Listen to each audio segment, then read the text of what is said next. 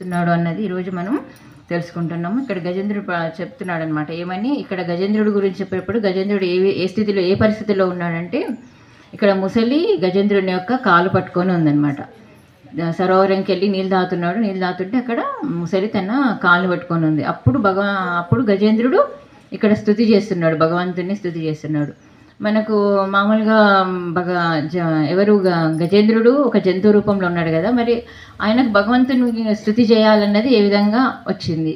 అసలు ఇప్పుడు మనకైతే కష్టంలో ఉంటే మనకి ఏది కూడా గుర్తు రాదు, కానీ ఇక్కడ గజేంద్రుడికి భగవంతుడు గుర్తొచ్చిండు. ఏ విధంగా గుర్తొచ్చిండు భగవంతుడు అన్నది ఇదంతా కూడా మనం ఈరోజు తెలుసుకుందాం. అసలు ఇక్కడ గజేంద్రుడి గురించి తెలుసుకోకముందు ఈ గజేంద్రుడు ఎందుకు ఈ పరిస్థితిలో ఉన్నాడు అన్నదానికి ముందు పూర్వం ఏం జరిగిందంటే, ఇక్కడ త్రికూట పర్వతం అన్నది ఒక పర్వతం ఉందన్నమాట. ఆ పర్వతం ఎక్కడుంది? క్షీరసాగరం మధ్యలో ఉందన్నమాట. అంటే ఇక్కడ భూమి మీద కాదనమాట అది. ఆ త్రికూట పర్వతం ఏ రకంగా ఉంది అని అంటే, అన్ని వనాలలోకెల్లా అది గొప్పదైన వనం. మళ్ళీ ఆ వనంలో ఈ చెట్లు లేవు, ఈ పూలు లేవు, ఈ పండ్లు లేవు అనడానికి లేదనమాట. అన్ని రకాల పండ్లు, అన్ని రకాల చెట్లు ఉన్నాయన్నమాట. అక్కడ అది ఏ రకంగా ఉంది అని అంటే, ఎన్ని మైళ్ళ విస్తారం ఉంది త్రికూట వనము అని అంటే 10,000 అడుగుల 10,000 ఎత్తు ఉంటుంది. 10,000 మైళ్ళు విస్తారం అదే ఉంటుంది. మళ్ళీ పొడవు అంతే ఉంటుంది, వెడల్పు అంతే ఉంటుంది, అదే ఎత్తులో ఉంటుందన్నమాట. ఆ త్రికూట పర్వానికి 3 శిఖరాలు ఉన్నాయి. ఏది? ఒకటి బంగారు శిఖరము, ఒకటి వెండి శిఖరము, ఒకటి ఇనుముది 3 శిఖరాలు ఉన్నాయన్నమాట. ఆ శిఖరాలను మనం దేంతో పోలవచ్చు? మనము ఈ పర్వతాన్ని మనం దేంతో పోలవచ్చు అని అంటే మన శరీరంతో పోలవచ్చు అనమాట. క్షీరసాగర మథనం మనలో ఎక్కడుంది? మన హృదయంలో ఉన్నాడు భగవంతుడు. విష్ణు ఎవరి రూపంలో ఉన్నాడు? ఇక్కడ అందరి హృదయంలో, విష్ణు రూపంలో అందరి హృదయంలో ఉన్నాడు. ఇక్కడ క్షీరసాగరం అని అంటే మన హృదయం. మనం కూడా భగవంతుణ్ణి ఇక్కడ మూడు గుణాలు మన మీద పనిచేస్తున్నాయి. 3 శిఖరాలు ఉన్నాయి కదా. 3 శిఖరాలు ఏంటివి? సత్వగుణం, రజోగుణం, తమోగుణం. ఈ 3 గుణాలు మన మీద పనిచేస్తూ ఉన్నాయి. ఈ 3 గుణాలు ఉన్నప్పుడు ఒక్కొక్కసారి మనం సత్వగుణంలో ఉన్నప్పుడు భగవంతుని గురించి వింటున్నాం, భగవంతుని గురించి తెలుసుకుంటున్నాం, అంత భగవంతుడి వైపు ఉంటున్నాం సత్వగుణం ఉన్నప్పుడు. రజోగుణం ఉన్నప్పుడు మనం భగవంతుని గురించి ఇంకా ఏది గుర్తుండదు, మనం బాహ్య ప్రపంచంలో ఉన్న. తమోగుణం ఉన్నప్పుడు పూర్తిగా మనకు ఇంకా భగవంతుడు మనం ఎవరు అన్నది కూడా గుర్తుండదు అనమాట. ఈ 3 గుణాలు కూడా మన మీద పనిచేస్తున్నాయి, సత్వ రజో తమో గుణాలు. ఇదంతా కూడా ఏది? గజేంద్ర మోక్షం అన్నది మనకు భాగవతంలో అన్ని కథల కంటే అన్ని కథలు ఒక ఎత్తు అయితే, ఇక్కడ గజేంద్ర మోక్షం అన్నది ఒక ఎత్తు. ఎందుకు అనంటే ఇది చాలా మన యొక్క కథకి చాలా దగ్గరగా ఉంటుందన్నమాట. మనకు అది ఏ విధంగా ఉంటుంది? ప్రతిబింబం లాగా ఉంటుంది. మనం ఏ విధంగా ఉంటున్నాము ఫస్ట్ జన్మ తీసుకున్న తర్వాత, మళ్ళీ మనం యవ్వనంలో ఉన్నప్పుడు ఏ విధంగా ఉంటున్నాం అన్నది మనకు దానికి దగ్గర సంబంధం ఉంటుంది. ఆ కథ అంతా కూడా మన కథనే అనమాట. గజేంద్రం అంటే గజేంద్రుని కథ కాదు, మన కథనే. ఇక్కడ మనం ఏ విధంగా ఉంటున్నామో ఆ విధంగా ఆ త్రికూట పర్వతంలో గజేంద్రుడు ఏ విధంగా ఉన్నాడంటే, ఒక మామూలుగా ఏదైనా వనంకి, ఏదైనా అడవికి రాజు ఎవరు ఉంటారు? సింహం ఉంటుంది. కానీ అక్కడ మాత్రము ఈయననే రాజు అనమాట. అక్కడ ఎంతమంది ఉన్నారు వీళ్ళకు అని అంటే 10 లక్షల ఆడ ఏనుగులు ఉన్నాయన్నమాట. ఈయన భార్యలు 10 లక్షల ఆడ ఏనుగులు ఉన్నారు. ఈయన అంటే ఇంకా ఎంత బంధువులు, ఆయన కొడుకులు, కూతుర్లు, ఎంత పెద్ద బలగము అన్నది మనకు అర్థమవుతుంది. ఆ రకంగా ఆయన అంటే ఇక్కడ ఈ 10 లక్షల కోట్ల ఆడ ఏనుగులు అని అంటే ఎందుకు ఆ 10 లక్షల కోట్ల ఆడ ఏనుగుల గురించి చెప్తున్నారంటే, ఇక్కడ మనం 10 ఇంద్రియాలు, ఇంకా మన పంచేంద్రియాలు, జ్ఞానేంద్రియాలు అంటే 10 అయినాయి. ఆ 10 ఇంద్రియాలతోటి ఎన్నో లక్షల కోట్ల జన్మలు తీసుకున్నాము. మళ్ళీ ఆ ఇంద్రియాలతోటి మనం ఒక్కొక్క దాన్ని స్వీకరిస్తున్నాం అనమాట. దాన్ని తీసుకుంటున్నాం. అంటే ఒక కన్ను ఏం తీసుకుంటుంది? ఎన్నో విషయాలను చూస్తుంది, ఎన్నో విషయాలను మన లోపలికి తీసుకుంటుంది. అంటే ఎన్నో లక్షలు దాన్ని తీసుకుంటున్నాం మనం మన ఇంద్రియాలతోటి. ఒక్కొక్క ఇంద్రియంతో, చెవులతోటి ఎన్నో వింటున్నాం అనమాట. కాబట్టి ఈ యొక్క జీవుడు ఇవన్నీ కూడా 10 లక్షల ఆడ ఏనుగులు అంటే ఇవన్నీ కూడా మనం కూడా తీసుకున్నాం అనమాట. ఎన్నో జన్మలు తీసుకొని ఈ ఇంద్రియాలతోటి ఆ ఇంద్రియ వస్తువులు ఏవైతే తీసుకున్నామో దాన్ని మన ఇంద్రియాలతోటి పోల్చారనమాట. ఇక్కడ ఆ విధంగా ఆయన చాలా సంతోషంగా ఉన్నాడు.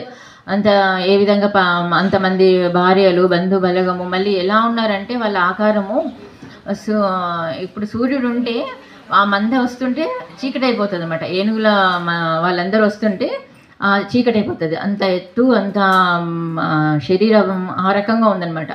వాళ్ళ బలం ఏ విధంగా ఉందని అంటే, ఇంకా అడవిలో ఉండేవి అన్ని జంతువులు వాటిని చూసి బెదురుకుంటాయి. పులులు, సింహాలు కూడా పారిపోతున్నాయి. ఇక్కడ ఇంకా ఈ నెమళ్ళు ఉన్నాయి కదా, నెమళ్ళు మామూలుగా ఎగరలేవు, అయినా కూడా నెమళ్ళు ఏమైపోతున్నాయి, వాళ్ళని చూసి బెదురుకొని పైకి ఎగురుతున్నాయి. ఇంకా పాములు అవన్నీ ఒక్కొక్క జీవరాశుల గురించి వివరణ ఉందన్నమాట. ఏ విధంగా అంటే ఇంకా ఆ యొక్క బలము, ఆ గీంకారం చేసే దానికి బెదురుకొని అవన్నీ కూడా వాటికి ఏవి కూడా ముందుకు రావట్లేదన్నమాట, జంతువులన్నీ కూడా.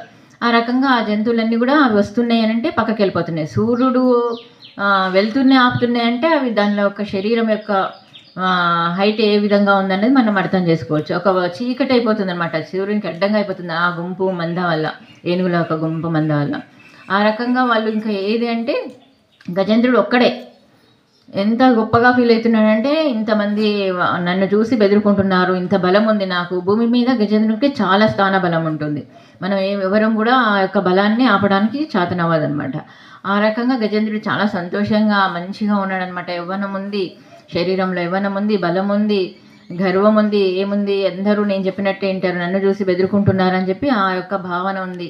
ఇక్కడ మనము దీన్ని తీసుకుంటే మనం కూడా ఏముంటుంది, మన శరీరంలో యవ్వనం ఉన్నంత వరకు మన లోపల కూడా బలం ఉంటుంది, యవ్వనం ఉంటుంది. మనం అప్పుడు కూడా ఎవరిని లెక్క చేయమన్నమాట.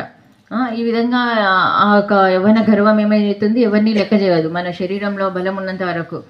ఈ విధంగా చాలా సంతోషంగా ఉంటూ ఉంటూ ఒకరోజు ఏం చేస్తాడంటే, ఆ త్రికూట పర్వతంలో రోజు వెళ్ళే ప్లేస్కి వెళ్ళి రోజు మంచిగా ఉండేదానికన్నా ఒకరోజు కొంచెం ముందుకు వెళ్తూ ఉంటే ఇంకా నీళ్ళ దాహం అవుతుంది గజేంద్రునికి. నీళ్ళ దాహం అవుతుంటే కూడా అప్పుడు పక్కన ఉండే ఏనుగులన్నీ కూడా ఏం చేస్తాయంటే కొంచెం కొంచెం నీళ్లు తెచ్చి ఆయనను అలంకరించడము చేయడం అవన్నీ చేస్తున్నాయి, కానీ ఆయనకి ఇంకా ఈ దాహం తీరట్లేదు. ఇంకా ఆయనని అందరూ సేవిస్తున్నా కూడా ఇంకా ఆ దాహం తీరట్లేదు అని చెప్పి కొంచెం ముందుకెళ్తారనమాట. ఆ త్రికూట పర్వతం నుంచి కొంచెం ముందుకెళ్తే ఒకటి కాసారం అని ఒక సరోవరం ఉంటుంది. అది వరుణుని ఆధ్వర్యంలో ఉంటుందన్నమాట. ఆ సరోవరం ఎంత అందంగా ఉంది అని అంటే, జీవరాశులు దాంట్లో ఉంటే జీవరాశులు అట్లనే ఉన్నాయి, ఏముంటాయి, చేపలు ఉన్నాయి, ముసళ్ళు ఉన్నాయి, అన్నీ ఉన్నాయి దాంట్లో. మళ్ళీ కమలాలతోటి నిండా చాలా అందంగా కనిపిస్తుంది ఆ సరోవరం. అంత అందమైన సరోవరం చూసి ఇంకా ఏం చేయాలి, మనము ఒడ్డున ఉండి నీళ్ళు తాగి వెళ్ళిపోవాలి.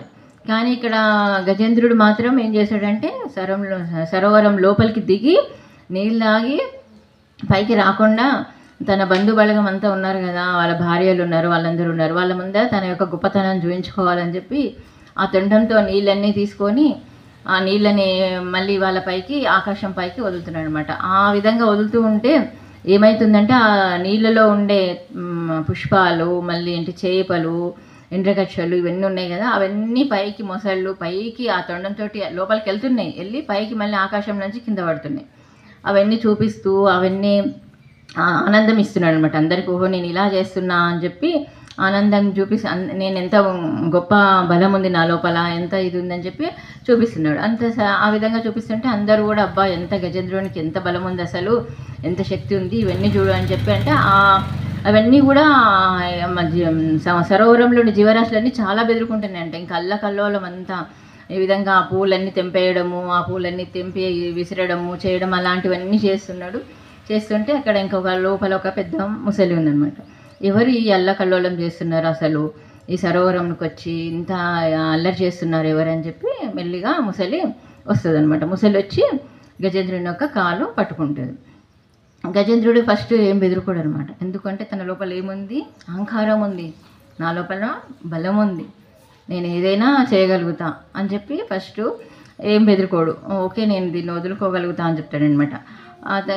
అహంకారం ఉండడం వల్ల దాన్ని వదులుకుంటా అనుకుంటాడు. కాసేపు ట్రై చేస్తాడు, దీన్ని ఎంతసేపు నేను చెప్పని చెప్పి తన దంతాలతోటి తన తొండంతో దాన్ని కొట్టడము చేయడం అవన్నీ చేస్తాడనమాట.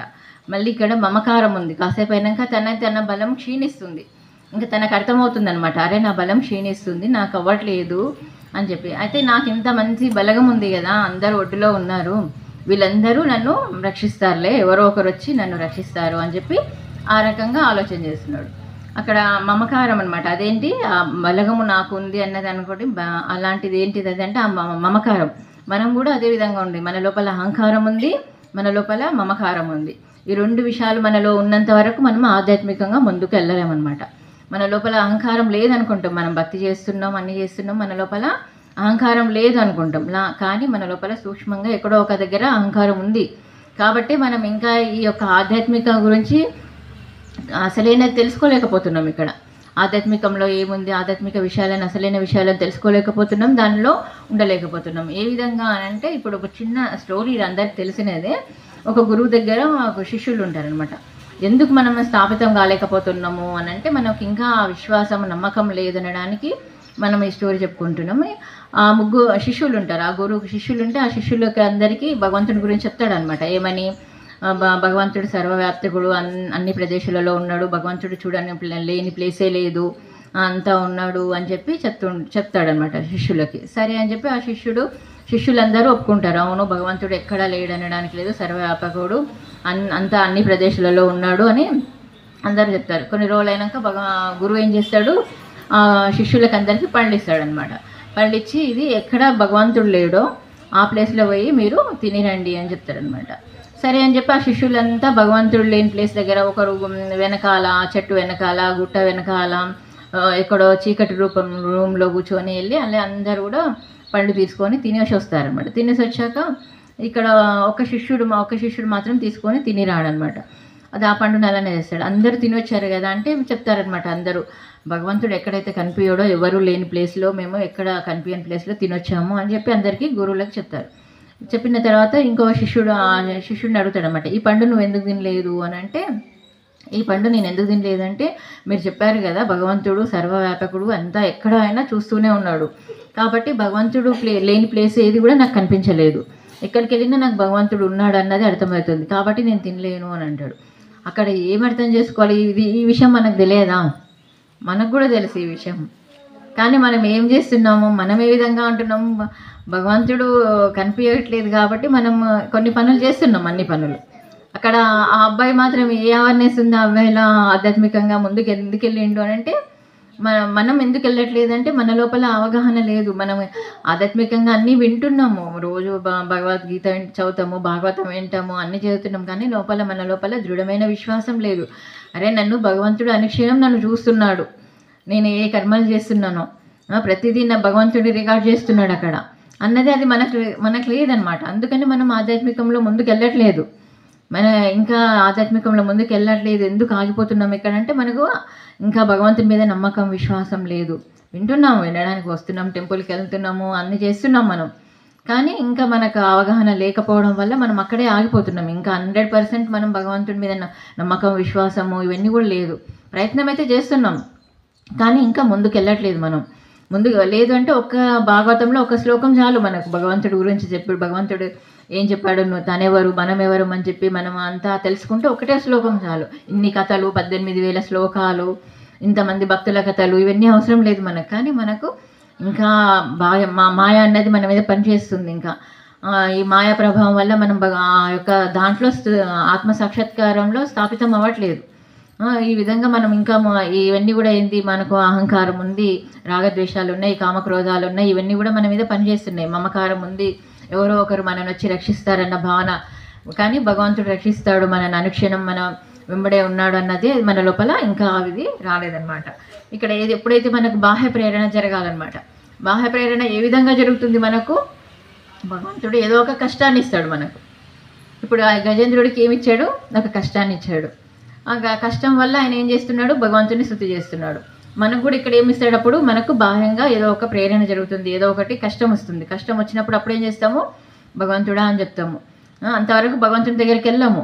మన లోపల యవ్వనం ఉంటుంది, మంచిగా ధనం ఉన్న వాళ్ళు, యవ్వనం ఉన్న వాళ్ళు, బలం ఉంటుంది మనకు, ఇంకా రాజకీయ బలము, లేదంటే ఇంకా మనకు తెలిసిన వాళ్ళు మనల్ని కాపాడుతారు అన్నది ఇది, ఇవన్నీ ఉన్నప్పుడు మనము భగవంతుని స్తుతించడం, భగవంతుని దగ్గరికి వెళ్ళడం, ఇవన్నీ కూడా ఆలోచన చేయమన్నమాట. ఎప్పుడైతే ఏదో ఒక పరిస్థితి మనకు కష్టం వచ్చింది అని అంటే అప్పుడు భగవంతుని గుర్తు చేసుకుంటాం. భగవంతుని గుర్తు చేసుకుంటాం అనడానికన్నా కూడా ఇక్కడ ఏంది, గజేంద్రుడు 1000 సంవత్సరాలు పోరాడాడు, 1000 సంవత్సరాలు. అంతవరకు గుర్తు రాలేదా మరి గజేంద్రునికి ఇవంతా భగవంతుని ప్రార్థించాలి, నేను భగవంతుని పిలవాలి అన్నది గుర్తు రాలేదు. ఎందుకు రాలేదు? ఇక్కడ 1000 సంవత్సరాల తర్వాత ఎందుకు గుర్తొచ్చింది? అహంకారం. ఇంకా నన్ను నేను రక్షించుకోగలుగుతా అన్న భావన అనమాట. నన్ను నేను రక్షించుకోగలుగుతాను, నాకు ఇంత శక్తి ఉంది, నేనే రాజుని, ఇంతవరకు ఒక మదంతో ఉన్నాడు. నేను ఈ అడవికి మొత్తం రాజుని, నన్ను రక్షించే వాళ్ళు ఎవరు, నేనే నన్ను రక్షించుకుంటా అన్న భావన ఉంది. ఆ 1000 సంవత్సరాలు కూడా పోరాడుతున్నాడు ఆయన. పోరాడుతున్నప్పుడు ఎందుకు మళ్ళీ అక్కడ 1000 సంవత్సరాల తర్వాత భగవంతుడు ఎందుకు గుర్తొచ్చాడంటే, భగవంతుడు సంకల్పించిండు అక్కడ ఏమని, ఈయనకు పూర్వజన్మ మొత్తం కూడా గుర్తు రావాలని. కాబట్టి చూడండి భగవంతుడి ప్రేమ ఎలాంటిది. ఒక జంతువు రూపంలో ఉన్నాడు ఇప్పుడు ఆయన, అంతకుముందు ఆయన పూర్వ చరిత్ర ఉంది, అది కూడా మనం చెప్పుకుందాము ఆయన ఎవరు అన్నది.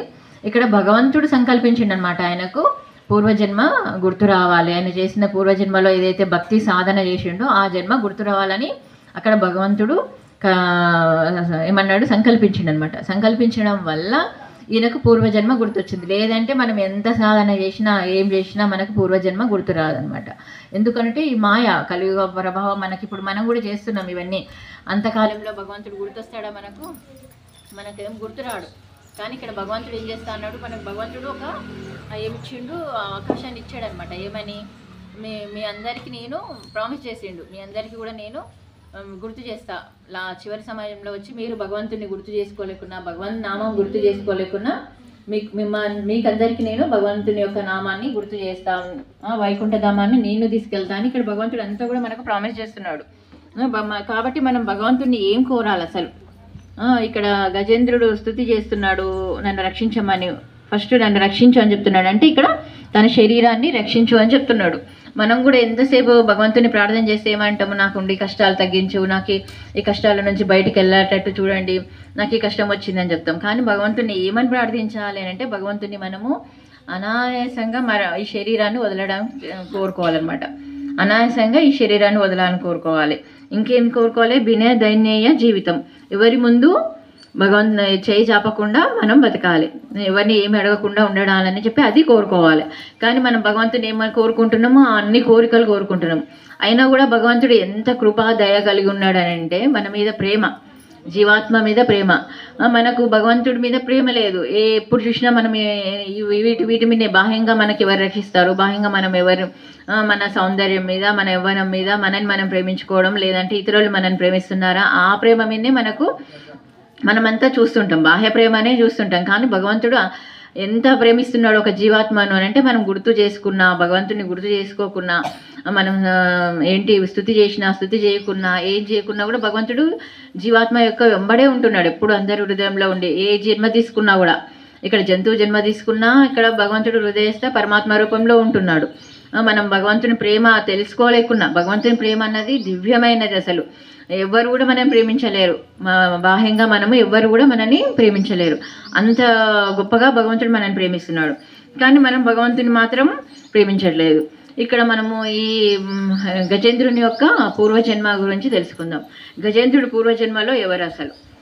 గజేంద్రుడు పూర్వజన్మలో ఇంద్రదుమ్న మహారాజు అనమాట. ఇంద్రదుమ్న మహారాజు పాండ్య దేశంను ఏలే మహారాజున, గొప్ప రాజున. మళ్ళీ ఎలాంటి రాజు అని అంటే, భక్తి కలిగిన రాజు, శుద్ధమైన భక్తి కలిగి ఉందన్నమాట ఆయన లోపల. ఆయన ఈ యొక్క మొత్తము ఈ వర్ణాశ్రమ ధర్మాలన్నింటినీ కూడా కరెక్ట్గా పాటించిండు అనమాట.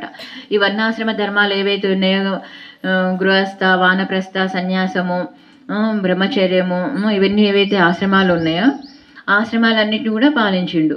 ఈయన మొత్తం గృహస్థాశ్రమం అయిన తర్వాత ఇక్కడ వానప్రస్థాశ్రమానికి బయలుదేరుతున్నాడు. అన్ని రాజభోగాలు ఉన్నాయి ఆయన, కానీ ఆయన ఆ రాజభోగాలన్నింటినీ వదిలిపెట్టి ఇక్కడ అడవికి వెళ్ళి, ఎక్కడికి వెళ్ళాడు, మలయ పర్వతం మీదకి వెళ్ళి, అక్కడికి వెళ్ళి ఆయన ఏం చేస్తున్నాడు, రోజు భగవంతుని యొక్క నామస్మరణ చేస్తున్నాడు. భగవంతుని యొక్క నామస్మరణ చేసుకుంటూ భగవంతుని ఏమంటారు, ధ్యానం చేస్తున్నాడు. కళ్ళు మూసుకొని ధ్యానం చేసుకుంటూ ఆయన ఆ విధంగా ఉన్నాడు అనమాట. ఈ వర్ణాశ్రమ ధర్మం గురించి చూపిస్తున్నాడు ఇంద్రదుమ్న మహారాజు. మనకందరికీ కూడా మనము వర్ణాశ్రమ ధర్మాన్ని పాటించాలి. ఫస్ట్ మనం గృహస్థుగా ఉండాలి, ఉన్నదాని తర్వాత మనం ఇక్కడ వర్ణాశ్రమ ధర్మంలో ఏదైతే ఉందో వానప్రస్థకి వెళ్ళాలి, సన్యాసం తీసుకోవాలి, ఇవన్నీ చెప్తున్నాడు అనమాట. కానీ మనకు ఇప్పుడు మనం ఇవన్నీ చేయట్లేదు, వర్ణాశ్రమ ధర్మాలన్నింటినీ కూడా పాలించట్లేదు. మనకి ఇక్కడ కలియుగంలో ఏమి ఇచ్చిండు మనకు, చైతన్య మహాప్రభు వర్ణాశ్రమ ధర్మాన్ని పాటించడానికి అవ్వదనే మనకందరికీ కూడా ఏమి ఇచ్చిండు, ఇక్కడే ఉండి మనము ఎప్పుడు నిత్యము భగవన్ నామస్మరణ, హరే కృష్ణ కృష్ణ కృష్ణ హరే హరే, హరే రామ రామ రామ హరే హరే అనే మహామంత్రాన్ని జపించమన్నాడు. ఇక్కడే ఉండి మనము భగవంతుడిని గృహస్థుగా ఉండే మనము అన్ని భగవంతుని, కానీ అటాచ్మెంట్ లేకుండా మనకి ఇంకా గృహస్థ మోహం లేకుండా ఈ మమకారాలు మోహము రాగద్వేషాలు లేకుండా మనము ఇక్కడే గృహస్థుగా ఉండి ఇవన్నీ కూడా చేసుకోవాలన్నాడు. ఇంకా ఇది ఇంద్రద్యుమ్న మహారాజు ఈ విధంగా ఎప్పుడైతే ధ్యానం చేసుకుంటూ ఉన్నాడో, ధ్యానం చేసుకుంటుంటే అక్కడ అగస్త్యముని వస్తాడనమాట. అగస్త్యముని తన శిష్యులతో వస్తే అక్కడ అగస్త్యముని వస్తూ ఉంటే ఆయన ధ్యానంలో ఉన్నాడు ఇంద్రద్యుమ్న మహారాజు, కాబట్టి వాళ్ళని ఆహ్వానించలేదు, వాళ్ళని స్వాగతం చేయలేదన్నమాట. చేయకుంటే అప్పుడు అక్కడ ఉండే వాళ్ళకి శిష్యులకు అగస్త్యమునికి శిష్యులకి అందరికీ కూడా కోపం వస్తుంది. ఏంది, మనం వస్తే మనని స్వాగతించాలి కదా, మనం ఎలాంటి వాళ్ళము ఋషులము, ఇవి మర్యాద కూడా పాటించట్లేదు ఇంద్రద్యుమ్న మహారాజు, ఎంత అహంకారము అంటారు. కానీ ఆయన తప్పేం లేదు, ఆయన అహంకారంతో పని చేయట్లేదు ఇక్కడ ఇంద్రద్యుమ్న మహారాజు. ఏం చేస్తున్నాడు, ఆయన ధ్యానంలో ఉన్నాడు, నిమగ్నమే ఉన్నాడు ధ్యానంలో. కాబట్టి అప్పుడు ఇంకా అగస్త్యముని ఏం చెప్తాడు, నువ్వు జడంగా ఈ విధంగా కూర్చున్నావు కదా మేము వస్తే, కాబట్టి నువ్వు ఏ విధంగా ఉండాలంటే జడంగా ఉండే గజంగా అని అంటాడు అనమాట. అంటే ఏనుగుకి భారీ శరీరం ఉంటుంది కానీ అది ఒక జడత్వం లాగా కదా, ఆ విధంగా ఆయన శాపం ఇస్తాడనమాట. శాపం ఇవ్వగానే ఈ ఇంద్రద్యుమ్న మహారాజు చెప్పొచ్చు, నా తప్పేం లేదు, నేనేం చేస్తున్నా మీకు మిమ్మల్ని చూసి కూడా నేను ఆహ్వానించకపోతే, స్వాగతం పలకపోతే తప్పు, కానీ నేను విష్ణు యొక్క ధ్యానంలో ఉన్నా కాబట్టి నా తప్పేం లేదు, మీరు ఎందుకు ఇస్తున్నారు అని అడగలేదు, మీరు నాకు ఎందుకు శాపం ఇస్తున్నారు అని అడగలేదన్నమాట ఇంద్రద్యుమ్న మహారాజు. ఏది ఉన్నా కూడా ఏది కారణం లేకుండా అవ్వదు, ఏదో ఒక కారణం ఉంటుంది. కాబట్టి భగవంతుడు ఏం ఇక్కడ ఇంద్రద్యుమ్న మహారాజు ఏమనుకున్నాడంటే, ఏమనుకోలేదు, ఎందుకు నాకు ఇచ్చావు అని క్వశ్చన్ వేయలేదు, ఏం లేదు. సరే, నాకు ఇప్పుడు శాపం ఇచ్చారు కదా, దీని ముక్తి ఎలా, మోక్షం నాకు ఏ విధంగా ఉంటుంది, ముక్తి ఏ విధంగా లభిస్తుంది, శాపం ముక్తి అని అంటే అప్పుడు చెప్తాడనమాట, నువ్వు ఒకసారి సరోవరం గజేంద్ర శరీరం, ఇప్పుడు గజం శరీరం తీసుకుంటావు కదా, తీసుకున్నప్పుడు ఎప్పుడైతే నీవు ఒక దగ్గరికి వెళ్ళి ముసలి నేను కాలు పట్టుకుంటుందో అప్పుడు స్వయం భగవంతుడే వచ్చి నిన్ను రక్షిస్తాడు, మళ్ళీ నీకు మోక్షం కూడా ఇస్తాడు అని చెప్పి ఆ వరాన్ని అగస్త్యముని ఇస్తాడనమాట. ఇక్కడ మనం చూస్తున్నాం ఏంటి, ఇక్కడ ముసలి గురించి కూడా తెలుసుకుందాం. ముసలి ఎవరు, ఆ ముసలి కూడా ఎవరంటే పూర్వము గంధర్వ లోకంలో ఊహు అనేది ఒక గంధర్వ రాజు అనమాట. ఈ గంధర్వం రాజు కూడా ఏ విధంగా ఉన్నాడంటే అహంకారం, గంధర్వులకు దేవతలకు వీళ్ళకి ఇప్పుడు ఏముంటుంది, కొంచెం ఏదో నేను గొప్ప వాళ్ళము అన్న భావన ఉంటుంది, అహంకారం ఉంటుంది. ఈయన కూడా ఏం చేస్తున్నాడు, అక్కడ జల క్రీడలు చేస్తున్నాడు అనమాట. ఎవరితోటి, అందరి కన్యలతోటి, భార్యలతోటి, ఇంకా అందరితోటి జల క్రీడలు చేస్తున్నాడు అనమాట. జడ క్రీడలో ఉన్నప్పుడు ఇంకా ఆయన తన గొప్పతనాన్ని చూపించుకుంటున్నాడు. ఇక్కడ మునుగుతాడు, ఇంకో దగ్గర తేలుతాడు, ఇక్కడ మునుగుతాడు, ఇంకో దగ్గర తేలుతాడు, తేలి అందరినీ సంతోషపడుతున్నాడు. ఓహో, రాజు ఎంత ఈ గంధర్వుడు ఎంత గొప్పవాడు, అసలు ఇక్కడ మునుగుతున్నాడు, అబ్బా అక్కడ తేలుతున్నాడు, మళ్ళీ ఇక్కడే ఉన్నట్టున్నాడు, చూస్తే మళ్ళీ అక్కడ ఆ ఒడ్డు నుంచి వెళ్ళి అందరూ సంతోషంగా ఆ గొప్పతనాన్ని చూపించుకుంటూ చాలా ఆనందంగా ఉన్నాడు. చూస్తూ ఇంకా కొంచెం ముందుకెళ్ళి ఇంకో ఒడ్డు పక్కకి వెళ్తాడు అనమాట. ఇక్కడ ఉన్న ఆయన ఇంకో ఒడ్డు దగ్గరికి వెళ్ళి చూస్తే అక్కడ ఒక ముని, ఈ ముని దేవుల ఋషి అనే ముని అక్కడ తపస్సు చేస్తూ ఉన్నాడు, ఒడ్డున కూర్చొని ఉంటే ఇంకా ఈయన భార్యలను అందరినీ నవ్వించాలి, ఆయన తన గొప్పతనం చూపించాలని చెప్పి ఆ ఋషి కాల్ని కిందికి గుంజుతాడు అనమాట. గుంజంగానే ఆ ఋషి ఆ కిందికి జారి కింద పడతాడు. ఆ ఋషికి కోపం వస్తుంది, నీకు ఎంత గర్వము, అసలు నేను ఇక్కడ తపస్సు చేసుకుంటున్నా, ఇది చేస్తుంటే నీ యొక్క ఆనందం కోసం, వాళ్ళని ఎవరినో సంతోషపరచడానికి నీకు నన్ను కాలు బట్టి గుంజుతావా, కాబట్టి నువ్వు నీటిలో జంతువుల ముసల్లా ఉండి అక్కడే ఎప్పుడు అందరి కాలు బట్టి గుంజుతూ ఉండు, నీకు ఇదే శాపం అని చెప్పి శాపం ఇస్తాడనమాట. ఇంకా శాపం ఇవ్వగానే అప్పుడు గంధర్వుడు తెలుసుకుంటాడు అనమాట, అరే నేను ముసలైపోతున్నా అని చెప్పి, నన్ను రక్షించండి, క్షమించండి, నేను తప్పు చేసినా అని అడుగుతున్నాడు. కానీ ఇక్కడ ఇంద్రద్యుమ్న మహారాజు అడగలేదు, కానీ ఇక్కడ ముసలి ఇక్కడ ఈయన ఊహు గంధర్వుడు మాత్రం అడుగుతున్నాడు, నన్ను క్షమించండి, నాకు మోక్షం ఎలా, మళ్ళీ నేను ఈ శాపం నుంచి ఎలా విముక్తి జరుగుతుంది నాకు అని అడిగితే అప్పుడు ఈ ఋషి చెప్తాడనమాట, నీకు ఈ విధంగా నువ్వు సరోవరంలో ఉన్నప్పుడు ఎవరు వస్తారు, గజేంద్రుడు వస్తాడు, గజేంద్రుడు కాలు పట్టుకుంటావు, అప్పుడు నీకు విష్ణు భగవంతుడు వచ్చి తన సుదర్శన చక్రంతో మోక్షాన్ని ఇస్తాడు నీకు, అప్పుడు నీకు మోక్షం కాదు, ఆయనకి శాప విమోచం దొరుకుతుంది అంతే, మోక్షం కాదు. సరే అని చెప్పి అని అంటాడు అనమాట. ఈ విధంగా వీళ్ళిద్దరి స్టోరీ ఇదనమాట. ఈరోజు ఇద్దరు ఎందుకున్నారు ఇక్కడ సరోవరంలో, గజేంద్రుడు ఇక్కడ ముసలి, వీళ్ళిద్దరు పూర్వ జన్మ యొక్క శాపం వల్ల ఇక్కడ ఉన్నారు వాళ్ళు. ఆ శాప విముక్తి ఇప్పుడు జరుగుతుందనమాట. ఇంకా ఇప్పుడు గజేంద్రుడు 1000 సంవత్సరాలు అయినాక అక్కడ భగవంతుడు సంకల్పించండు ఏమని, తన భక్తుడు ఇంద్రద్యుమ్న మహారాజు తన భక్తుడు పూర్వజన్మలో కాబట్టి ఆయనను రక్షించాలి, ఇక్కడ ఈ శాప విముక్తి కూడా జరగాలి. కాబట్టి అక్కడ భగవంతుడు ఎక్కడున్నాడు, భగవంతుడు వైకుంఠంలో ఉన్నాడు. ఎక్కడో వైకుంఠంలో ఉన్న భగవంతునికి ఇక్కడ గజేంద్రునికి ఏం జరిగింది అన్నది ఎలా తెలుస్తుంది? సర్వవ్యాప్తకుడు, సర్వం ఎక్కడున్నా కూడా భగవంతుని ప్రతి ఒక్కటి. ఇక్కడ మనకి ఏదైనా కొంచెం కనిపించాలంటే సీసీ కెమెరా పెట్టుకుంటేనే మనకు కనబడుతుంది, కానీ భగవంతునికి సీసీ కెమెరా అవసరం లేదు.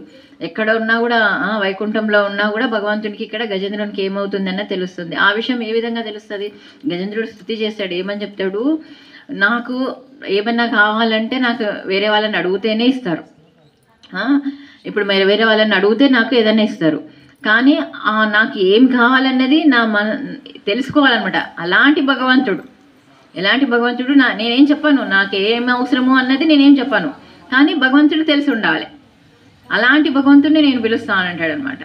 అప్పుడు ఇంకా ఆ స్తుతి చేయడం స్టార్ట్ చేస్తాడు. ఆ విధంగా ఆ స్తుతి చేస్తుంటే భగవంతుడు ఎక్కడున్నాడు? వైకుంఠపురంలో ఉన్నాడు. వైకుంఠంలో ఉన్నాడు. ఎవరితో ఉన్నాడు? లక్ష్మీదేవితోటి ఉన్నాడు. లక్ష్మీదేవితోటి ఏ విధంగా భార్యాభర్తలు ఏ విధంగా అయితే ఉంటారో ఆ రకంగా ఉన్నాడు అనమాట లక్ష్మీదేవితోటి. ఈయన స్తుతి చేయడం ప్రారంభించాడు. ఎవరు గజేంద్ర స్తుతి ఏ విధంగా స్టార్ట్ చేశాడంటే, పరమ పురుషుడై ఉండాలి ఆయన. అలాంటి వాడు పరమపురుషుడు, సర్వకారణకారతుడై ఉండాలి. ఈ మళ్ళీ ఆత్మలకందరికీ ఆయన ప్రభు అయి ఉండాలి. అలాంటి నేను అలాంటి భగవంతుడిని ధ్యానిస్తున్నా, అలాంటి భగవంతుడు నన్ను కాపాడడానికి రావాలంటున్నాడు. మనం ఇప్పుడు అనుకోవచ్చు, ఎంతోమంది దేవతలు ఉన్నారు కదా, దేవతలను పిలవచ్చు కదా. అంటే ఇక్కడ ఇంద్రద్యుమ్న మహారాజు కాబట్టి ఆయన పూర్వజన్మ సాధన ఉంది కాబట్టి ఆయనకు ఎవరు ఎంతవరకు సాయం చేయగలుగుతారు? ఇక్కడ దేవతలందరూ ఉన్నారు, కానీ మనకి ఎంతవరకు సహాయం చేయగలుగుతారు వాళ్ళు?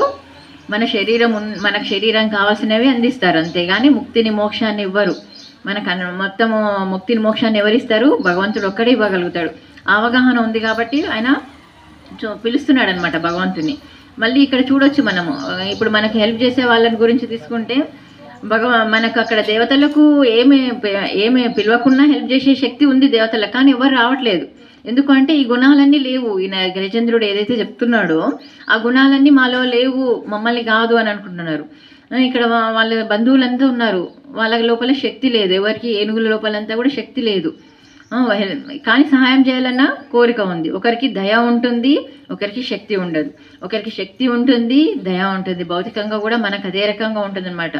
ఒకరికి మనం ఎవరికైనా సహాయం చేయాలని మనకు ఉంటుంది, కానీ శక్తి ఉండదు మనకు. కొందరికి శక్తి ఉంటుంది, కానీ దయ లేకుంటుంది. ఇదే జరుగుతుంది అనమాట బాహ్య ప్రపంచంలో కూడా. ఈ రకంగానే ఉంటుంది. కొందరికి హెల్ప్ చేయాలనుకుంటారు, కానీ హెల్ప్ చేయలేకపోతారు. వాళ్ళకు హెల్ప్ చేసే శక్తి లేదు.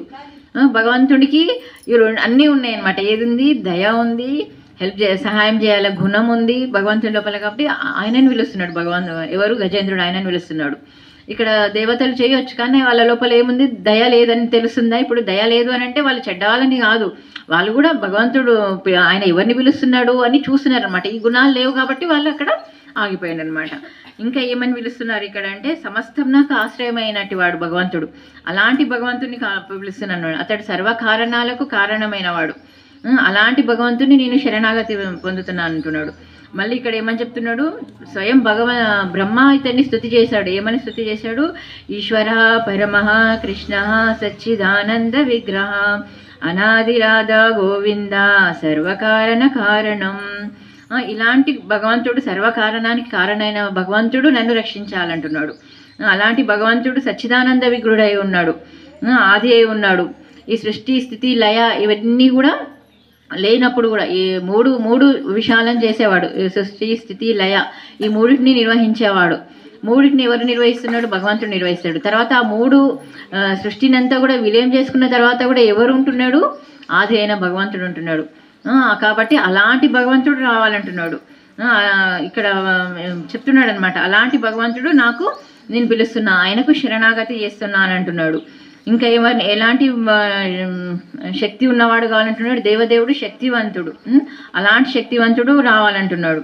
మళ్ళీ ఇంకా అందరిలో సాక్షి అయి ఉన్నాడు, అందరి హృదయాలలో సాక్షిగా ఉంటాడు. అలాంటి భగవంతుడిని నేను రక్షణ కోరుతున్నాను అంటున్నాడు. మళ్ళీ ఇంకా ఎలాంటిది కాలక్రమంలో ఈ సమస్త లోకాలన్నీ కూడా మునిగిపోతాయి. ఎవరు ఈ లోకాలను సృష్టించిన వాళ్ళు, లోకాలను సృష్టించిన పాలకులు అంటే బ్రహ్మ రుద్రాదులు ఉన్నారు. మళ్ళీ బాహ్య ప్రపంచంలో తీసుకున్న వాళ్ళు ఎవరైతే మనకు ఈ బాహ్య ప్రపంచాన్ని ఏలిన వాళ్ళు, వీళ్ళందరూ కూడా ఈ సృష్టితో పాటు అందరు వెళ్ళిపోతారు.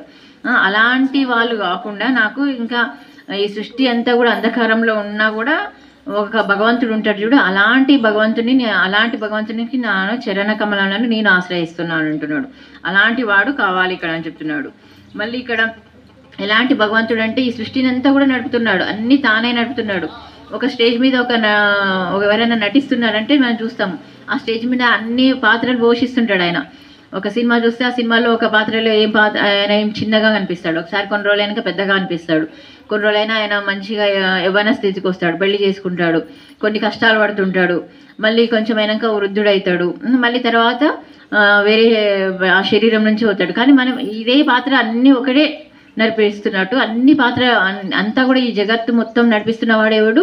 భగవంతుడు. అలాంటి భగవంతుడిని నేను తెలుసుకోవాలి, అలాంటి భగవంతుడిని నేను శరణాగతి పొందుతున్నాను, అలాంటి భగవంతుడు నన్ను వచ్చి రక్షించాలంటున్నాడు. మళ్ళీ ఎలాంటి భగవంతుడు అని అంటే ఇక్కడ జన్మ కర్మ చ మే దివ్యం యో వేతి తత్వదత తత్వా దేహం పునర్జన్మ నైతి మామేతి సో అర్జున. ఎవరైతే భగవంతుని యొక్క జన్మ కర్మ వీటన్నిటిని తెలుసుకుంటారో అలాంటి శుద్ధమైన భక్తులు పూజించే భగవంతుడు. శుద్ధమైన భక్తులు భగవంతుని గురించి తెలుసుకుంటారు, భగవంతుని జన్మలు, భగవంతుని నామరూప గుణలీలలు వింటారు. కానీ వాళ్ళు ఏ విధంగా భగవంతుని చేస్తారు, భగవంతుని పూజిస్తారు అంటే వాళ్ళకు ఎలాంటి కోరికలు లేకుంటాయి. శుద్ధమైన భక్తులకు ఏది నాకు ఈ కోరిక కావాలని, ఏదో ఇవ్వాలని, భగవంతుడు నాకు ఏదైనా ఇస్తే నేను వీళ్ళని రక్షిస్తాడు, లేదంటే భగవంతుడు రక్షించాడు అనేది ఆ భావన ఏది ఉండదన్నమాట వాళ్ళకి. అలాంటి భక్తులు, శుద్ధమైన భక్తులు ఎవరైతే భగవంతుని పూజిస్తారో అలాంటి భగవంతుని నేను శరణాగతి అవుతున్నా అంటే శుద్ధమైన భక్తుల గురించి చెప్తున్నాడు అనమాట. ఇక్కడ ఎవరు? ధ్రువమహారాజు ఏ విధంగా ఇక్కడ ధ్రువమహారాజు చెప్తున్నాడు, ధ్రువమహారాజు గురించి చెప్తున్నాడు అనమాట. ధ్రువమహారాజు మనసులో ఏముంది అన్నది ఎవరికి తెలియదు. ఎందుకు ఆయన వెళ్ళి తపస్సు చేస్తున్నాడు? దేనికోసం చేస్తున్నాడు ఆయన? రాజ్యం కోసం. బ్రహ్మ కంటే పెద్దదైన రాజ్యం, తండ్రి కంటే పెద్దదైన రాజ్యం కోసం తపస్సు చేస్తున్నాడు. కానీ ఇక్కడ ఆయన ఏమీ బయటికి చెప్పట్లేదు, లోపలైతే ఆయన భావన ఉంది. కానీ ఇక్కడ భగవంతుడికి తెలిసిందనమాట ఆయన హృదయంలో ఏముంది అన్నది. కాబట్టి ఇక్కడ అలాంటి భగవంతుడిని పిలుస్తున్నా అని అంటున్నాడు. నా హృదయంలో ఏముందో తెలుసుకోవాలి భగవంతుడు, అలాంటి భగవంతుడిని నేను పిలుస్తా అంటున్నాడు. అలాంటి భగవంతుడు నాకు వచ్చి నన్ను రక్షించాలి అని చెప్తున్నాడు. అందరి హృదయంలో ఉన్నవాడు. మళ్ళీ ఇక్కడ ఏ రకంగా ఏ విధంగా సకల జీవులలో సమదృష్టితో వీక్షించేవారు. శుద్ధమైన భక్తులు ఏ విధంగా ఉంటారని చెప్తున్నాడంటే సకల జీవులను సమదృష్టితో వీక్షించేవారు, అందరినీ మిత్రులుగా చూసేవాళ్ళు, మళ్ళీ దోషరహితంగా ఉండేవాళ్ళు, దోషాలను చూసేవాళ్ళు కాదు. వానప్రస్థ సన్యాసాశ్రమము బ్రహ్మచర్యం ఇవన్నీ పాటించేవాళ్ళు. సాధువులు మునులు అని చెప్తున్నారు. సాధువులు మునులు అంటే మనము మామూలుగా ముని అంటే ఎవరు అనుకుంటాము? ఇక్కడ కాషాయ వస్త్రము ధరించే వాళ్ళే మునులు అని కాదనమాట. మునులు ఎవరు అంటే భౌతిక సంపర్కం లేని వాళ్ళు. ముని అంటే భౌతిక సంపర్కం లేకుండా ఉండే వాళ్ళని మునులు అంటారనమాట. వీళ్ళందరూ ఏ విధంగా ఉంటారు అని అంటే భగవంతుడు ఒక్కడే పరమ లక్ష్యం. మునులకు ఋషులకు భగవంతుడిని చేరుకోవాలన్నదే పరమ లక్ష్యంగా ఉంటారు. కాబట్టి వాళ్ళని మునులు అంటారు, సాధువులు అంటారు. అలాంటి పరమ మంగళమైన వాళ్ళు భగవంతుని యొక్క పాదపద్మాలను పూజిస్తున్నారు చూడు, అలాంటి భగవంతుడిని నేను శరణాగతి పొందుతున్నా, అలాంటి భగవంతుడు రక్షించాలంటున్నారు. నిరంతరం మునులు ఏ విధంగా ఉంటారు? ఇక్కడ ఏది కూడా ఆశించకుండా లౌకికమైన కర్మలు, లౌకికమైన కోరికలు ఏవి కూడా వాళ్ళకి ఉండవు అనమాట. ఆ కోరికలు ఏవి లేకుండా వాళ్ళ కోరికలన్నీ కూడా ఎందుకు అణిచిపోస్తే వాళ్ళు నిత్యం భగవాన్ నామస్మరణ చేస్తూ భగవంతుడిని స్మరణ చేస్తూ ఉండడం వల్ల వాళ్ళు ఈ లౌకికమైన కోరికలన్నీ కూడా ఉండవు వాళ్ళ లోపల. కాబట్టి వాళ్ళను మునులు అంటారనమాట. మనం ఇప్పుడు వెళ్ళి ఆ అడవులకి వెళ్ళి తపస్సు చేయగలుగుతామా? మనము చేయలేము. మనం మునులం అవ్వగలుగుతామా? మరి అవ్వలేము కదా. మనం ఏం చేయాలంటే ఇప్పుడు ఇదే చేస్తున్నారు మునులు. ఏం చేస్తున్నారు? నిత్యం భగవంతుని యొక్క నామస్మరణ చేస్తున్నారు. కాబట్టి మనం కూడా ఎప్పుడైతే భగవంతుని నామస్మరణ చేస్తూ ఉంటామో అప్పుడు మనము హరే కృష్ణ కృష్ణ కృష్ణ హరే హరే, హరే రామ రామ రామ హరే హరే. మునులు నిత్యం భగవన్ నామస్మరణ చేస్తూ ఉన్నారు కాబట్టి ఆ ముని యొక్క గుణాలు మన లోపలికి వస్తాయన్నమాట. ఆ విధంగా మనము ఈ భౌతిక కోరికల నుంచి బయటపడతాం. ఈ సాధులు మునులు అందరూ కూడా ఏం చేస్తున్నారు, నిత్యం భగవంతుణ్ణి తమ హృదయంలో పెట్టుకొని అందరినీ కూడా సర్వభూత అంటే అందరి హృదయాలలో ఏ విధంగా చూస్తున్నారు, అందరి హృదయాలలో భగవంతుడిని చూస్తున్నారు అన్నమాట. ఆ విధంగా మునులు ఋషులు ఈ విధంగా ఎవరైతే పూజిస్తున్నారో ఆ విధంగా నేను కూడా ఆ భగవంతుని నేను ఇచ్చేస్తున్నాను అని చెప్తున్నాడు. మళ్ళీ భగవంతుడు ఏ విధంగా ఉన్నారు అని చెప్తున్నారంటే ఇక్కడ భగవంతుడు స్వయం ప్రకాశుడు, పరమాత్ముడు, ఎల్లరి హృదయంలో సాక్షి మాత్రంగా ఉన్నవాడు, జీవునికి జ్ఞాన ప్రకాశం కలగజేసేవాడు, మళ్ళీ మనస్సు యొక్క వాక్కు చిత్తవృత్తులకు అందని వాడై అయినా దేవదేవునికి వందనాలని చెప్తున్నాడు. జ్ఞాన ప్రకాశం చూడండి, మనకు భగవంతుడు అజ్ఞానం నుంచి తొలగించి మనకు జ్ఞానాన్ని ఇవ్వడానికి భగవంతుడు ఏం చేస్తున్నాడు, ఇక్కడ మనకు గురువులను పంపిస్తున్నాడు. గురువులందరూ మనకు వచ్చి ఏం చేస్తున్నారు, అజ్ఞానాన్ని తొలగిస్తున్నాడు. ఏ విధంగా అని చెప్తున్నారు ఇక్కడ అంటే, సూర్యుడు వస్తే ఏ విధంగా అయితే చీకటి ఉండదో మన జీవితంలోకి గురువు రావడం వల్ల అజ్ఞానం తొలగించి మనం భగవంతుడిని తెలుసుకోగలుగుతున్నాం. కాబట్టి అలాంటి అజ్ఞానాన్ని తొలగించే భగవంతుడు, ఆ దేవదేవుణ్ణి నేను నా వందనాలు అర్పిస్తున్నా, ఆయన నాకు రక్షణ ఇవ్వాలి అని చెప్తున్నాడు. ఇక్కడ మళ్ళీ ఇంకా ఏ విధంగా ఉండాలి ఇంకా అని చెప్తున్నాడు అంటే, భగవంతుడు అన్ని అవతారాలు తీసుకుంటున్నాడు.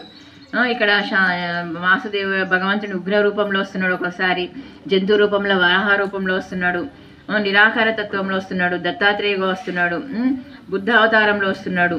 అలాంటి భగవంతునికి నేను వందనాలు అర్పిస్తున్నా అంటున్నాడు. ఇక్కడ చూడండి, మనకి ఎన్ని అవతారాలు తీసుకున్నా భగవంతుని యొక్క శక్తి ఇక్కడ తగ్గదు. అన్ని అవతారాలు విస్తరణలు అన్నీ కూడా ఇక్కడ నుంచి, సృష్టి మొత్తం కూడా ఎక్కడి నుంచి వస్తున్నాయి, మొత్తం అవతారాలు ఇవన్నీ కూడా భగవంతుని నుంచి వస్తున్నాయి. భగవంతుని నుంచి వచ్చినా కూడా ఇక్కడ భగవంతునిలో ఉండే శక్తి మాత్రం తగ్గట్లేదు. ఇక్కడ చూడండి, మన ఒక ఎగ్జాంపుల్ ఇక్కడ ప్రభుపాద ఇచ్చాడు అనమాట. ఏ విధంగా ఇచ్చాడంటే, ప్రభుపాద మన అకౌంట్లో 10,000 ఉన్నాయనుకోండి, 10,000 ఉంటే మనము ఒక 1000 డ్రా చేస్తే మనము కొన్ని డబ్బులు డ్రా చేస్తుంటే దాంట్లో ఎక్కువైపోతుంటాయా తక్కువైపోతుంటాయి డబ్బులు. కానీ ఇక్కడ మనము భగవంతుడు ఎంత ఎన్ని అఖిలాండ కోటి బ్రహ్మాండ నాయక అఖిలాండ కోటి బ్రహ్మాండాలను సృష్టిస్తూ ఉన్నా కూడా ఆయన లోపల శక్తి అనేది తగ్గదనమాట. ఆయన లోపల నుంచి అన్నీ వస్తున్నాయి, ప్రతి ఒక్క జీవులు ఆయన నుంచి వస్తున్నారు, దేవతలు వస్తున్నారు, అన్నీ వస్తున్నా కూడా ఆయన లోపల శక్తి అనేది తగ్గట్లేదు. ఈ విధంగా ఉంటున్నాడు భగవంతుడు ఇక్కడ అని అంటే, ఇక్కడ పూర్ణస్వరూపుడు, ఆయన లోపల పూర్ణత్వం కలిగి ఉన్నాడు అనమాట. ఏ విధంగా అంటే, ఓం పూర్ణమద పూర్ణమిద పూర్ణాత్ పూర్ణముదచ్యతే పూర్ణస్య పూర్ణమాదాయ పూర్ణమేవావశిష్యతే. ఏ విధంగా ఉన్నాడు అంటే, భగవంతుడు అన్నీ కూడా వస్తున్నాయి ఆయన లోపల నుంచి, వస్తున్నా కూడా అక్కడ ఆయన లోపల శక్తి మాత్రం తగ్గదు. మన లోపల మనం ఆ విధంగా ఉంటామా, మనం కాస్త ఏదైనా పని చేసినా ఏం చేసినా కూడా మన లోపల మార్నింగ్ నుంచి ఈవినింగ్ వరకు ఏదైనా చేస్తే కూడా ఏమైపోతాం, మన లోపల శక్తి అనేది తగ్గుతుంది. ఎందుకు తగ్గుతుంది, మనము ఇక్కడ మన శరీరంకు ఒకటి లిమిట్ ఉందన్నమాట. మన శరీరంకి ఒక ఎంతవరకు పని చేయగలుగుతుందో అంతవరకే పని చేస్తుంది. కానీ భగవంతునికి అన్లిమిటెడ్ అనమాట. భగవంతుని శక్తులకు, భగవంతుని అవతారాలకు ఏది కూడా లిమిట్ అనేది లేదు. ఆయన ఎన్నైనా చేయగలుగుతాడు, ఏమైనా చేయగలుగుతాడు అనమాట. అలాంటి భగవంతుని నేను పిలుస్తున్నాను అంటున్నాడు. భగవంతునికి ఒక నామము రూపము ఏమి చెప్పట్లేదు ఇక్కడ గజేంద్రుడు. భగవంతుడు ఎలాంటి గుణాలు ఉన్నాడు, భగవంతుడు ఎలాంటి వాడు, ఎలాంటి శక్తిని కలిగి ఉన్నాడు, ఆయన నాకు రావాలని చెప్తున్నాడు. ఇక్కడ ఇంకా మళ్ళీ ఏ విధంగా చెప్తున్నాడు ఇంకా అంటే, సర్వేంద్రియాలకు నీవే దృష్టవై ఉన్నావు. చూడండి, మన ఇంద్రియాలకు ఎవరు నియంత్రణ చేసేవాడు అంటే భగవంతుడు. మన ఇంద్రియాలకు ఆయన దృష్టి అయి ఉన్నాడు. కాబట్టి అలాంటి ఆయన కరుణ లేనిది మనం ఏం చేయట్లేదు. ఇప్పుడు మనం అంతా మాట్లాడుతున్నాం, చేస్తున్నాము, చదువుతున్నాం, చూస్తున్నాం అని అంటే ఎవరు కరుణ, ఇక్కడ భగవంతుడి కరుణ. భగవంతుడు మనకు ఆ యొక్క భగవంతుడి లోపల ఉండి ఆ ప్రేరణ కల్పిస్తున్నాడు కాబట్టి మనం చేయగలుగుతున్నాం. కాబట్టి ఆ విధంగా మనము భగవంతుని యొక్క కరుణ ఇక్కడ ఉందన్నమాట. ఆ విధంగా మనం ఈ యొక్క భౌతిక జగత్తులో ఉండగలుగుతున్నాం, ఇవన్నీ కూడా చేస్తున్నాం. కాబట్టి మళ్ళీ ఇక్కడ ఈ భౌతిక ఇవన్నీ ఇస్తున్నాడు, కానీ మనం ఈ భౌతిక జగత్తులో ఏమనుకుంటున్నాము, మనము సత్యము అని అనుకుంటున్నాం. ఈ భౌతిక జగత్తును సత్యము అని అనుకుంటున్నాం. మనుషుడు దాన్నే సత్యం అని భావిస్తున్నాడు. ఎవరైతే భగవంతుని గురించి తెలుసుకుంటాడో, భగవంతుడే సకల కారణకర్త, వీటన్నిటి కూడా మనం ఈరోజు ఈ శరీరంలో ఉండడానికి కూడా భగవంతుడే కారణం అని తెలుసుకుంటున్నారు, వాళ్ళు మాత్రమే ఇక్కడ భగవంతుని తెలుసుకోగలుగుతున్నారు. ఇక్కడ భగవంతుడు ఆ యొక్క దాన్ని కూడా ఏమిస్తున్నాడు, మత్తాస్మృతి జ్ఞానాన్ని ఇస్తున్నాడు భగవంతుడు. ఏమని ఇక్కడ మన జీవుల లోపల మనం మర్చిపోతున్నాం, ఈ జన్మల్లో ఏమేమి తీసుకుంటున్నామో ఏమేమి చేస్తున్నామో ఇవన్నీ కూడా మర్చిపోతున్నాం. కాబట్టి భగవంతుడు ఏం చేస్తున్నాడు ఇక్కడ, గజేంద్రుని కూడా గుర్తు చేశాడు. ఏమని, నువ్వు పూర్వజన్మలో భగవంతుడు ఇంద్రద్యుమ్న మహారాజు, నువ్వు భగవంతుడిని స్తుతి చేశావు కాబట్టి ఇప్పుడు ఆ యొక్క స్తుతిని ఎవరిచ్చిండు, ఆ జ్ఞానాన్ని కూడా, స్తుతి చేసే జ్ఞానాన్ని కూడా ఇక్కడ భగవంతుడే ఇచ్చిండు. కాబట్టి అందరి హృదయాలలో భగవంతుడు ఉండి ఇవన్నీ కూడా చేస్తున్నాడు.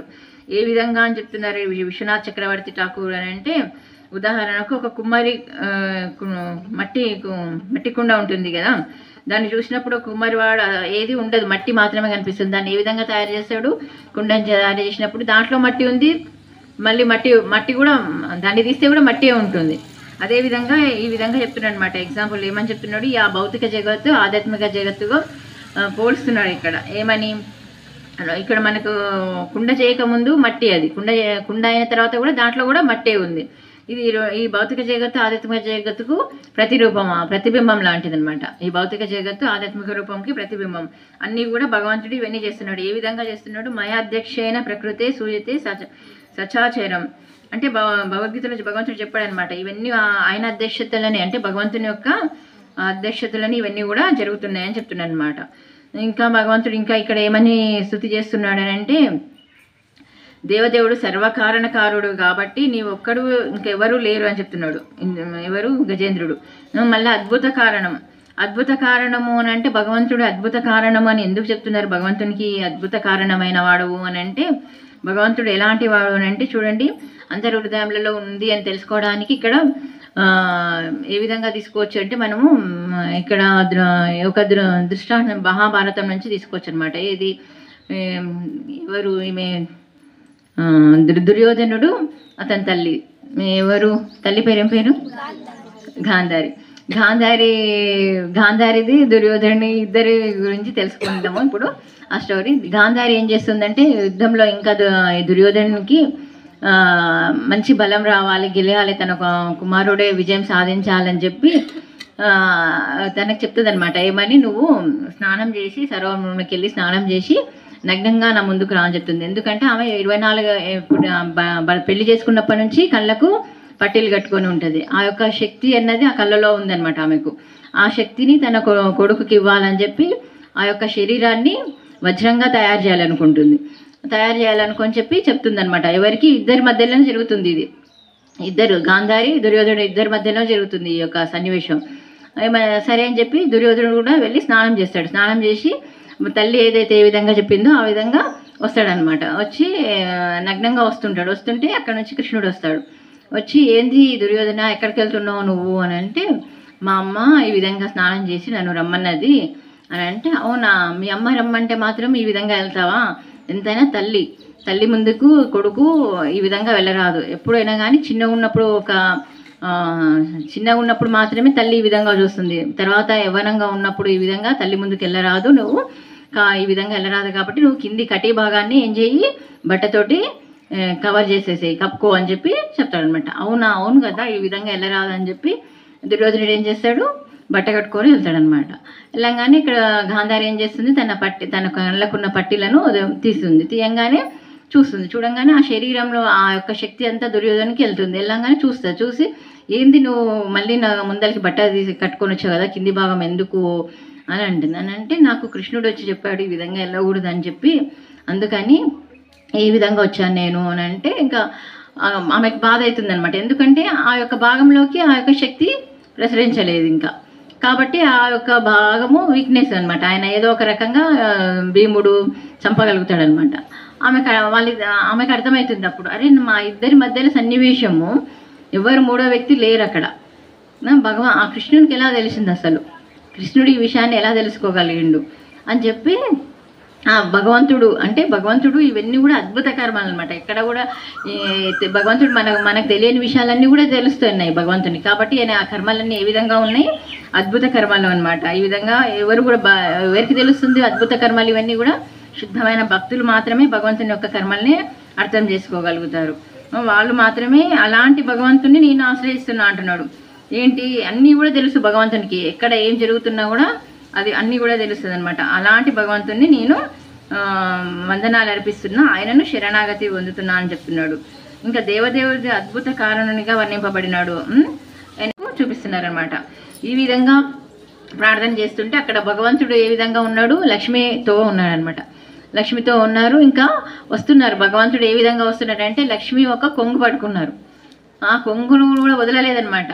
ఇంకా ఏ గరుడని విలువలేదు, సుదర్శన చక్రం విలువలేదు, శంకు చక్రాలను ధరించలేదు, ఏం విలువలేదన్నమాట. ఇక ఇవన్నీ స్తుతి చేస్తుంటే గజేంద్రుడు స్తుతి చేస్తుంటే భగవంతుడు ఏ రకంగా వస్తున్నాడు అని అంటే అక్కడ లక్ష్మీదేవి కొంగు వదలాలన్నది లేదు, తన కురులను ముడి వేసుకోవాలన్నది లేదు, కిరీటం ధరించాలన్నది లేదు, ఏది లేదనమాట. ఆ రకంగా వస్తున్నారు, పరిగెత్తుకుంటూ వస్తున్నారు. అందరు ఇక్కడ దేవతలు అనుకుంటున్నారు, ఎవరిని పిలుస్తున్నారో అర్థం కావట్లేదు.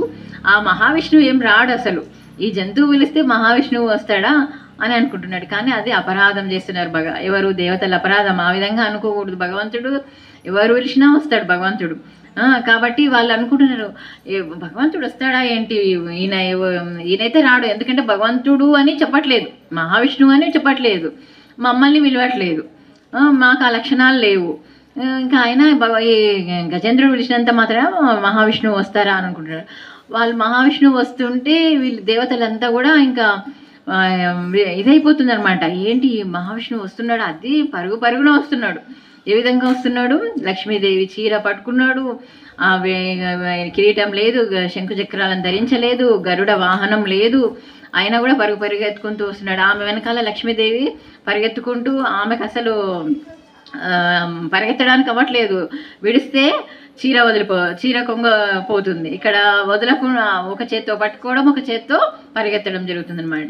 ఇక్కడ శంకు చక్రాలు, అక్కడ ఉండే దేవతా గణాలు అందరూ కూడా పరిగెడుతున్నారు వెనకాల. విష్ణు లోకంలో ఎవరైతే ఉన్నారో సహచరులు అందరూ కూడా పరిగెత్తుకుంటే ఏంటి అమ్మా ఏంటి ఎక్కడికి వెళ్తున్నాడు విష్ణువు అని అంటే ఏమో నాకు కూడా తెలియట్లేదు, అడుగుదామంటే కూడా వెనక్కి చూడట్లేదు, అసలు నేను ఉన్నా అన్నది కూడా చూడట్లేదు అసలు అని చెప్పి లక్ష్మీదేవి అంటుంది. సరే అని చెప్పి వాళ్ళు చర్చ చేసుకుంటూ వస్తున్నారు, పరిగెత్తుకుంటూనే వస్తున్నారు, మళ్ళీ చర్చ చేసుకుంటున్నారు. ఏమని, అరే ఒకసారి ప్రహ్లాద్ మహారాజుని కాపాడడానికి వెళ్ళిండు, ఒకసారి ధ్రువ మహారాజుని కాపాడడానికి వెళ్ళాడు, అప్పుడు ఒక్కొక్క అవతారాన్ని ఒక్కొక్కలాకి వెళ్ళాడు. కానీ ఇప్పుడు ఏ అవతారం మార్చకుండా ఏం చేయకుండా ఆయన మళ్ళీ గరుడ వాహనం కూడా లేదు, ఆయన పరిగెత్తుకుంటూ వెళ్తున్నాడు. ఏంటి ఎక్కడికి వెళ్తున్నారు అని చెప్పి వాళ్ళు అక్కడ చర్చ చేసుకుంటున్నారు. అరే ఒకసారి నరసింహ అవతారం తీసుకున్నాడు భగవంతుడు అని వాళ్ళు చర్చ చేసుకుంటున్నారు. అడుగుదామంటే అడిగే టైం లేదు. ఇంకా భగవంతుడు ఏ రకంగా వస్తున్నాడంటే దేవతలంతా చూస్తున్నారు, వాళ్ళు కూడా తొందరగా దిగుతున్నారు.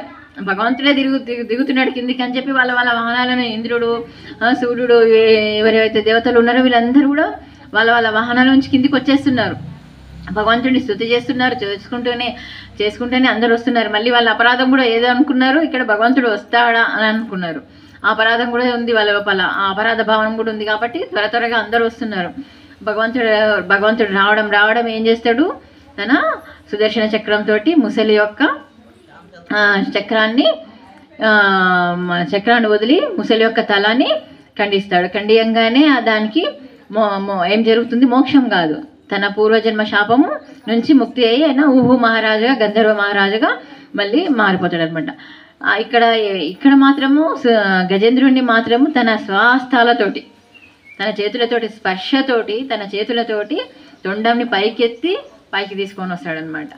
అప్పుడు గజేంద్రుడిని తన స్పర్శ తగలడంతో ఏమైపోతుంది, గజేంద్రునికి ఇంతవరకు ఏం చేసింది, ముసలి తన కడుపు భాగాన్ని తినింటది, ఈపు భాగాన్ని తినింటది, అంత ఆ భాగాన్ని కాస్త డ్యామేజ్ చేసింది అనమాట. అంతా ఆ భాగం అన్నీ ఇదేంటి. అయితే ఎందుకు ఆ భాగాన్ని తిన్నది అని అంటే ఇక్కడ మనం కూడా ఉదాహరణ చెప్తారనమాట. ఏంటంటే మనం కూడా బాగా యవ్వనంలో ఉన్నప్పుడు ఏది బాగా తింటామో, బాగా బలంగా ఉన్నప్పుడు అన్నీ తింటూ ఉంటాం, బాగా చేస్తుంటాం. ఇంకా మనకు భగవంతుడు మనకి ఎప్పుడు చివరి సమయంలో ఏం చేస్తాడంటే ఫస్ట్ తినడాన్ని ఆపేచేస్తాడు. మన శరీరంలో ముందు ఆపేసేది ఏంది, కడుపు. కాబట్టి ఆహారాన్ని మానేస్తాడు, ఆహారం తీసుకునేటట్లు చేయడనమాట. ఆహారం బంద్ అవుతుంది మనకు. తర్వాత ఈపు వంగడము చేయడానికి రాకుండా చేస్తాడు. కాబట్టి ఇక్కడ మనం ఏం తీసుకోవాలి దీన్ని అని అంటే, మనకి ఎప్పుడైతే యవ్వనంగా ఉంటామో, మనం ఎప్పుడు బాగా గట్టిగా బలం ఉంటుందో శరీరంలో, అప్పుడే మనం వెళ్ళి వంగగలుగుతాం. ఎప్పుడు భగవంతుని పంచాంగ నమస్కారం కానీ ఏమైనా నమస్కారాలు ఇతరుల గురువుల ముందు వంగడాలంటే మనకి శరీరము సహకరించినప్పుడే చేయగలుగుతాం. కాబట్టి అక్కడ మనము ఎప్పుడు చేయాలి, మన శరీర పటుత్వం ఉన్నప్పుడే చేయాలి. ఇక్కడ ఇప్పుడు భగవంతునికి ఏం చేయలేకపోతుంది అది, ఎందుకనంటే భగవంతునికి నమస్కరించలేకపోతుంది. ఆ శరీరం అంతా కూడా శిథిలమైపోయింది. కాబట్టి మనం శరీరం శిథిలముగా ఉన్నప్పుడు మనం ఏం చేయలేము. గజేంద్రుని యొక్క శరీరం మంచిగా అయింది. ఇక్కడ మళ్ళీ మోక్షం వచ్చింది. మళ్ళీ ఇక్కడ అంటే ఇక్కడ భగవంత్ ధామానికి కూడా ఇంద్రద్యుమ్న మహారాజు పూర్వజన్మలో చేసుకున్న సుకృతం వల్లేనమాట. కాబట్టి ఇక్కడ మనకి ఏం తెలుస్తుంది, మనం ఇప్పుడు ఏదైతే సాధన చేస్తున్నామో ఈ సాధన మనకు ఈ జన్మలోనే మనకు భగవంతుని కృప ఉంటే మనం కూడా ముక్తి మోక్షాన్ని భగవద్ధామాన్ని తిరిగి వెళ్ళొచ్చు. లేదు అని అంటే కూడా మళ్ళీ నెక్స్ట్ జన్మ వరకు మనం ఏదైతే సాధన చేసినామో మనం మర్చిపోయినా కూడా అక్కడ భగవంతుడు వచ్చి మనకు ఆ యొక్క భగవంతుని యొక్క ఏదైతే జ్ఞానం తీసుకున్నామో ఆ జ్ఞానాన్ని మనకు భగవంతుడు గుర్తు చేస్తాడు. కాబట్టి ఇక్కడ మనం ఏదైతే ఇప్పుడు చేస్తున్నది ఎంతవరకు మనకు ఈ జన్మకే కాదు నెక్స్ట్ జన్మకు కూడా ఉపయోగపడుతుంది. ఇక్కడ చూస్తున్నాం ఇంద్రద్యుమ్న మహారాజు చేసిన భక్తి సాధన వల్ల ఆయన ఏం చేసిండు,